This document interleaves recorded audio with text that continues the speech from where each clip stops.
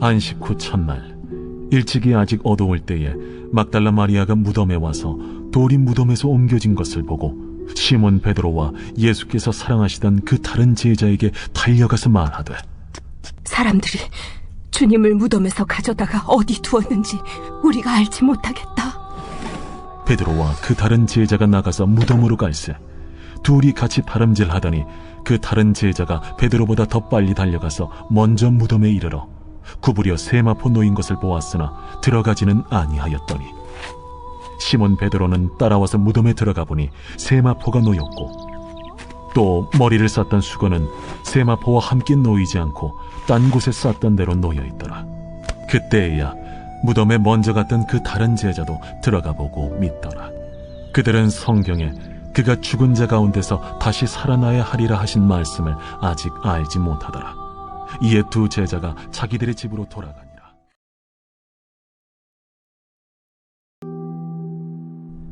안식 후 첫날 일찍이 아직 어두울 때에 막달라 마리아가 무덤에 와서 돌이 무덤에서 옮겨진 것을 보고 시몬 베드로와 예수께서 사랑하시던 그 다른 제자에게 달려가서 말하되, 사람들이 주님을 무덤에서 가져다가 어디 두었는지 우리가 알지 못하겠다. 베드로와 그 다른 제자가 나가서 무덤으로 갈새 둘이 같이 다름질하더니 그 다른 제자가 베드로보다 더 빨리 달려가서 먼저 무덤에 이르러 구부려 세마포 놓인 것을 보았으나 들어가지는 아니하였더니 시몬 베드로는 따라와서 무덤에 들어가 보니 세마포가 놓였고 또 머리를 쌌던 수건은 세마포와 함께 놓이지 않고 딴 곳에 쌌던 대로 놓여 있더라. 그때에야 무덤에 먼저 갔던 그 다른 제자도 들어가 보고 믿더라. 그들은 성경에 그가 죽은 자 가운데서 다시 살아나야 하리라 하신 말씀을 아직 알지 못하더라. 이에 두 제자가 자기들의 집으로 돌아가니라. 사랑하는 화평가족 여러분, 오늘 3월 14일 예수님을 사랑한 빈무덤의 증인들이라고 하는 제목의 말씀을 함께 나누겠습니다. 오늘은 세상 사람들이 많이 사랑을 전하는 화이트데이라고 하는 날입니다. 요즘에는 향수나 꽃 같은 것들을 전해주기도 합니다만 어찌됐건 세상이 만들어 놓은 날이긴 하지만 이날도 또한 특별히 가족들에게, 가까운 이들에게 사랑의 마음을 전할 수 있는 귀한 시간이 바로 오늘이 될 수 있게 되기를 바랍니다. 그리스도의 십자가는 사랑이라는 것을 우리가 잘 알고 있는데 평소에 사랑을 고백하지 못하고 사랑을 나누지 못하는 마음들을 오늘 이 화이트데이를 통해서 조금이나마 표현할 수 있는 시간이 되기를 간절히 바랍니다. 예수님을 사랑한 제자들이 있죠. 예수님이 십자가를 지시고 죽으셨던 그 시간들을 목격하면서 그 시간들 속에서 자기가 할 수 있는 최선의 것으로 주님을 만나기를 원하고 또 장사된 이후에 예수님을 사랑하는 마음을 담아서 했던 행동들이 제자들에게서 보이죠. 그 보이는 모습들 속에서 나는 그때 당시에 어떤 마음과 생각과 결단을 했을까 하는 것들을 생각해 보면서 우리의 부족함이나 나약함들, 또 주님을 온전히 따르지 못했을 것 같다고 하는 생각들이 있을 때마다 더욱더 주님의 십자가 앞에서 회개하며 나의 온전함을 위해 기도할 수 있는 우리 화평가족들 되시기를 바랍니다. 본문 말씀 해설 같이 보겠습니다. 1절과 2절의 말씀에 보시면 빈무덤을 발견한 막달라 마리아라고 하는 제목의 본문 해설입니다. 제가 읽겠습니다. 다 알고 믿는 것이 아니라 사랑으로 따르면 믿게 되는 것이 신앙의 원리입니다. 예수님이 부활을 예고해 주셨지만 제자들은 그 의미를 이해하지 못했습니다.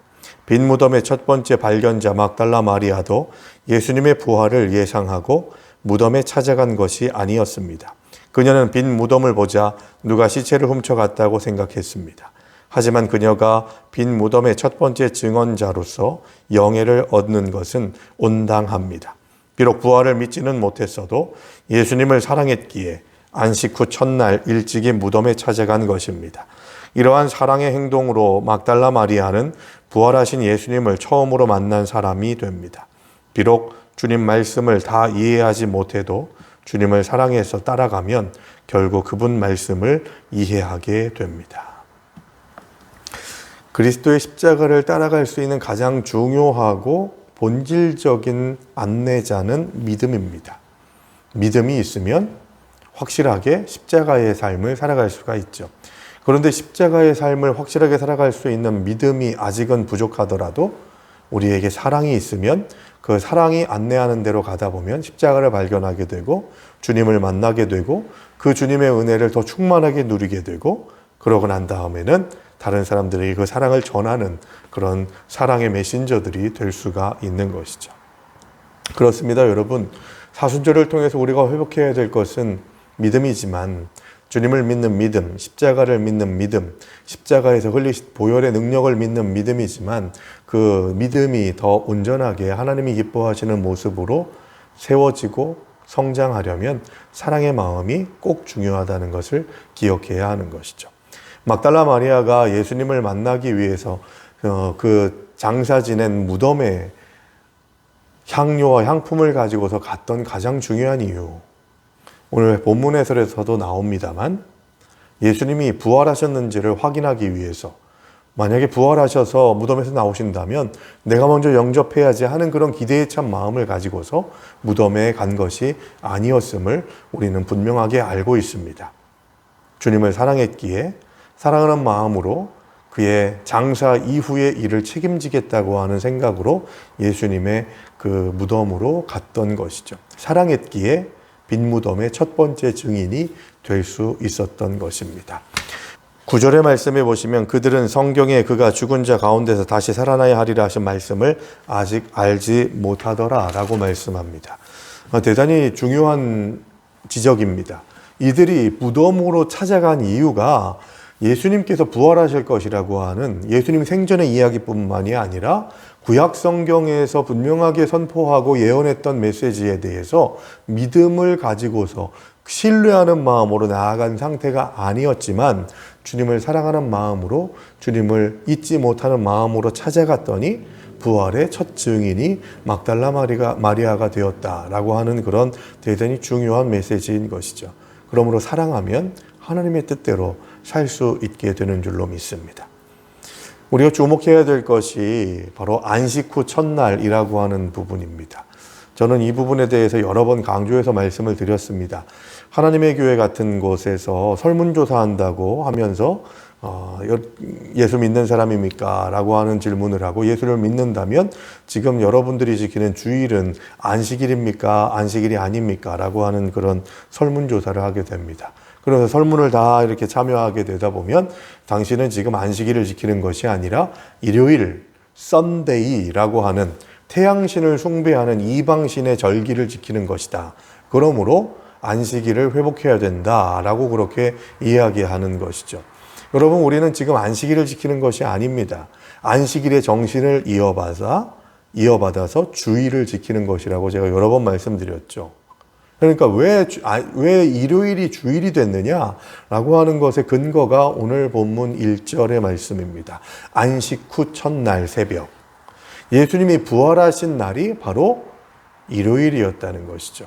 안식일 다음 날 새벽이 바로 예수님이 부활하신 날입니다. 그래서 지금 우리 신약의 시대를 살아가고 있는 교회 시대, 성령 시대를 살아가고 있는 우리는 안식일의 정신을 가지고서 주일을 지키는 것이다 라고 그렇게 말하는 겁니다. 그리고 그 주일의 개념이 작은 부활절이라고 하는 의미가 있어서 주님의 부활을 기념하는 날로서, 그래서 사순절의 40일을 카운팅하는 데에도 40일 가운데에 주일은 빠지게 되고 주일 제외한 40일이 바로 사순절이라는 것을 여러 번 강조해서 말씀드린 바가 있죠.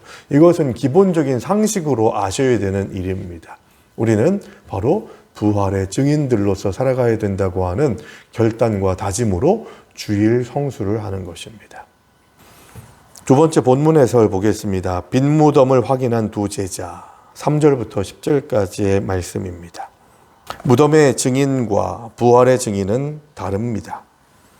예수님의 핵심 제자 베드로와 애제자도 빈 무덤을 직접 보았지만 부활과 연결시키지 못했습니다. 그들도 누가 시체를 훔쳐갔다고 여겼을 것입니다. 그런데 예수님 시체를 쌌던 천과 수건이 남아있으니 의아해했을 것입니다. 당시 그들은 빈 무덤의 증인이기도 했지만 아직 부활의 증인은 되지 못했습니다. 그래서 빈 무덤을 보고도 부활하신 예수님을 찾지 않고 자기들 집으로 돌아갑니다. 다만 그들도 막달라 마리아처럼 예수님을 사랑해서 끝까지 따라갔기에 나중에 부활의 주님을 만나는 증인이 됩니다. 부활은 이성으로 믿는 것이 아닙니다. 부활을 목도한 증인들의 증언을 성령이 믿게 하심으로 믿게 됩니다. 그렇습니다. 우리가 아무리 믿으려고 해도, 믿어라 해도 성령이 허락하시지 않으시면 그것을 나의 신앙 고백으로 받아들이기가 정말 어렵습니다. 빈 무덤을 확인한 두 제자들, 그들은 아직도 준비되지 않은 자들이었습니다. 아직 베드로도 요한도, 여기에서 예수님이 사랑하시는 제자라고 하는 것은 지금 우리 요한복음을 우리가 읽고 있지 않습니까? 자기 스스로에 대한 고백을 요한이 그렇게 표현하는 것이 좀 달랐으면 좋았겠는지 계속해서 예수님이 사랑하시는 제자라고 하는 말로 이 요한복음의 저자인 자기 자신 요한을, 사도 요한을 언급하고 있는 것이죠. 우리가 부활의 증인이 될 것인지 무덤의 증인이 될 것인지를 생각해야 합니다. 그러나 이 베드로도 요한도 막달라 마리아도 처음부터 부활의 증인이 된 것은 아니었다는 것을 이 본문 해설은 지적하고 있습니다. 아직 그들이 무덤의 증인밖에는 되지 못하지만 이제 시간이 지나고 마가의 다락방에서 성령의 충만함을 입고 난 다음에 주님을 만나고 성령의 체험하고 난 다음에는 그들이 부활의 증인으로 세워지게 되었음을 우리는 잘 알고 있죠. 그리고 부활의 증인으로서 헌신하고 평생을 하나님을 위해서 살다가 하나님의 부르심을 받을 때까지 달려갈 길을 끝까지 감당해 나아갔다는 것을 우리는 잘 알고 있습니다. 여기에서 우리가 생각해야 될 포인트가 뭘까요? 아직 준비되지 않은 자들, 아직 하나님께서 쓰시기에 합당하게 준비하지 못한 자들을 함부로 정죄해서는 안 된다는 것입니다. 너는 왜 그거밖에 못하냐? 집사가 돼서 권사가 돼서 장로가 돼서 목사가 돼서 라고 그렇게 말할 수 있는 권한은 누구에게도 없습니다. 그렇기 때문에 우리의 삶 속에서 아직 준비되지 않은 상태에 있을 때에 격려하고 축복하고 중보기도 해주면서 그들이 성장에 나아가기를 기대하는 준비된 시간들을 감당할 수 있도록 기다려줄 수 있는 인내하는 마음들이 사람을 세워나가고 사람을 성장시키는 동력이 되게 된다는 것이죠. 이건 대단히 중요한 것입니다. 그래서 누군가를 기다려주는 것, 누군가의 부족함을 알고는 있지만 저 사람이 하는 것보다 내가 더 잘할 수 있다고 생각하더라도 그것을 인내할 수 있고 그렇게 헌신할 수 있을 때, 그들을 축복하고 격려할 수 있을 때 교회 공동체는 더 아름다운 공동체가 되고 내 주변에는 사람이 세워지고 사람을 잃지 않는, 사람을 얻는 하나님의 자녀가 될 수 있다는 것입니다. 저는 베드로와 요한의 예수님의 무덤에 들어가는 그 모습도 또한 아주 중요하게 살펴보아야 할 일이 있다고 생각을 합니다. 먼저 요한이 베드로가 들어가기 전까지 무덤에 들어가질 않습니다. 요한이 좀 쫄보여가지고 그래도 좀 담력 있고 수제자라고 하는 베드로가 먼저 들어간 거구나 라고 그렇게 생각할지 모르겠습니다만 많은 주석가들이나 성경 해석학자들이 이 부분을 그렇게 해석하진 않습니다. 수제자 베드로의 권위를 인정해 줬다라고 하는 그런 해석이 가능한 부분이죠. 자기가 들어가서 막 헤집고 확인해 볼 수도 있지만 베드로에게 먼저 그 첫 번째 권한을 허락한 것입니다. 인정해 준 것이죠.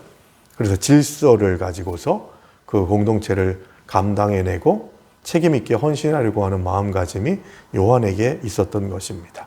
아무것도 아닌 것 같죠. 뭐 겨를이 없는데 그런 거 생각할 때가 어디 있겠는가라고 그렇게 생각할지 모르겠습니다만 이 디테일이 중요한 것입니다. 아주 사소한 일 하나 때문에 공동체의 큰 일들이 무너질 수가 있고 사소한 말 한마디 때문에 사람의 생명이 왔다 갔다 하는 일들을 우리는 비일비재하게 느끼고 있는 것이죠. 그러므로 서로의 권위를 인정해 주는 것, 이것은 대단히 중요한 겁니다. 하나님과의 관계가 온전해지게 될 때 사람과 사람과의 관계 속에서 지켜야 될 것들, 또 그리고 우리 스스로가 간직하고 보호해야 할 것들이 어떤 것인지를 아는 것 또한 지혜라는 것을 우리가 깨닫게 되기를 바랍니다. 그런 점에서 내가 원하는 대로 뭔가를 하려고 할 것이 아니라 하나님께서 기뻐하시고 하나님이 원하시는 삶을 살겠다고, 하나님의 뜻에 순종하겠다고 다짐하는 것은 대단히 중요합니다. 이 묵상 에세이 끝에 부분을 좀 보기를 원하는데요. 제가 읽겠습니다. 묵상 에세이 밑에 단락입니다. 그리스도인은 고통으로 가득한 세상에서 예수님의 승리를 누리기 위해 태어난 사람입니다. 예수님 안에서 희망을 품고 그분의 능력으로 살아가는 사람입니다. 예수님 안에서 보게 되는 우리 자신의 운명과 세상은 질병, 실패, 고통, 죽음이 극복된 새로운 현실입니다. 어둠이 지배하는 듯한 현실에서 승리하며 살아가는 비결은 오직 한 가지입니다. 자신을 십자가에 못 박고 부활의 주님이 내 안에 사시도록 그분께 자리를 비워드리는 것입니다. 여러분이 묵상 에세이에서 말하는 것이 뭘까요? 우리의 삶이, 예수님을 만난 삶이 질병이나 실패나 고통이나 죽음이 없는 삶이라고 이야기하지 않습니다. 그것을 극복하는 새로운 현실을 만나는 것이 바로 신앙생활이다라는 것이죠.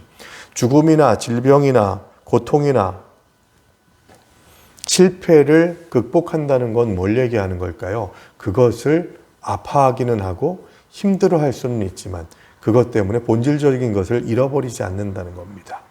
내가 죽음 앞에서도 질병 앞에서도 실패 앞에서도 고통 앞에서도 예수 그리스도를 잃지 않는 믿음, 그래서 예수님만을 바라보는 삶, 그것이 바로 우리들이 가지고 있어야 될, 마지막까지 지켜야 될 신앙의 보루라는 것이죠. 하나님을 만나고 어둠이 지배하는 듯한 세상 가운데에서 승리하면서 살아갈 수 있는 유일한 비결이 바로 묵상 에세이에서 말하는 중요한 교훈입니다. 자신을 십자가에 못 박고 부활의 주님이 내 안에 사시도록 자리를 내어드리는 것이다 라는 것이죠. 자리를 비워드린다, 내어드린다는 건 뭘 의미할까요? 바로 다른 것들이 주님이 계셔야 될 자리에 머물지 않도록 버리는 삶이 필요하다는 겁니다. 세상적인 관심과 생각과 계획들, 그리고 인간적인 두려움과 유혹들이 내 마음의 중심에 자리 잡고 있으면 부활의 주님이 들어오시지 못하게 된다는 것이죠. 그러므로 우리는 계속해서 우리 스스로를 십자가에 못 박아야 된다고 이야기하는 겁니다. 이걸 다른 표현으로 하면 내가 그렇게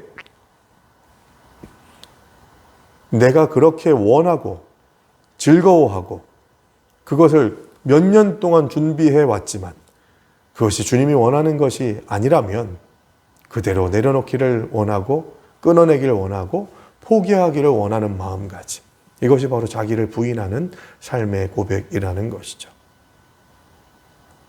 어려운 겁니다. 힘든 일이죠. 누가 쉽다고 했습니까? 그러나 그 삶을 살아내야 하는 것, 사명이 저 여러분들에게 있고 이 사순절의 절기에 우리가 그 길을 향해 나아가야 된다는 것 또한 우리 스스로가 명심할 수 있어야 되겠습니다. 한 절 묵상 같이 보겠습니다. 막달라 마리아가 처음 예수님의 무덤에 도착했을 때 무덤이 비어 있었던 것은 부활의 유력한 증거입니다. 악한 자들은 제자들이 밤에 와서 시신을 훔쳐갔다는 식으로 부정하려 했지만 만약 그 말이 옳다면 제자들이 후일 핍박을 당하고 순교하기까지 믿음을 지키지는 않았을 것입니다. 거짓을 위해 그렇게 할 사람은 없기 때문입니다. 예수님의 부활을 아는 사람은 흔들리지 않는 믿음을 갖게 됩니다. 아주 중요한 포인트를 이야기합니다. 부활이라고 하는 것, 죽은 자가 살아난다? 인간적인 생각과 인식 속에서는 불가능한 일이죠. 그런데 성경은 불가능한 일들에 대해서 대단히 많이 이야기합니다. 동정녀의 탄생이나 죽은 나사로가 부활하는 사건이나 이런 모든 여러 가지 것들이 인간적으로 믿을 수가 없는 일들이죠. 그러나 그 일이 바로 나에게 확신으로 다가오게 되는 것은 은혜입니다. 그리고 그 확신이 있었기에 생명을 걸고서 주님의 복음을 전했던 사도들의 고백, 그 삶의 비밀을 우리가 알 수 있는 것이죠. 그 비밀을 알아낸 하나님의 백성들이 되기 위해 우리도 또한 몸부림칠 수 있어야 한다는 것입니다. 예수님이 죽으시기 전에, 그리고 부활하시기 전에 한 번 더 그런 사건이 일어났죠. 죽은 나사로가 살아난 사건입니다. 죽었던 자, 이제 죽은 지가 며칠이 지나가지고 썩은 냄새가 납니다 라고 그렇게 말할 정도로 나사로의 죽음은 완전했습니다. 완벽한 죽음이었죠. 그런데 그 죽음의 소식을 들었던 바리새인들의 율법학자들이나 대제사장들이 했던 일이 뭡니까? 어떻게 죽은 자가 살아나지? 하나님의 능력이 아니고서는 하는 그런 생각을 할 수 있음직한 사람들이었음에도 불구하고 그 사건 이후에 나사로도 죽이려고 하고 예수도 죽이려고 하는 음모를 더 명확하게 짜려고 하는 인간적인 모습을 보이게 됩니다. 같은 일들, 내가 그런 기적적인 일을 경험했다면 나는 예수를 분명히 믿었을 텐데 할 수 있을지 모르겠지만, 그때 당시에 예수님의 부활을 목격했던 자들도 그 전에 나사로의 죽음을 분명하게 알고 그의 다시 살아나는 일들까지도 분명하게 목격한 사람들, 그 소식을 들었던 사람들이 예수가 그리스도시라는 것, 예수가 하나님이시라는 것을 인정하지 않고 오히려 그를 죽이려고 했던 모습들을 보게 되면 우리가 경험하는 신앙의 한계 또한 느끼게 될 때가 참 많이 있는 것이죠. 중요한 것은 뭡니까? 내가 그 상황과 환경 속에서 무엇을 고백하고 있는지, 무엇을 보고 있는지를 봐야 되는 거죠.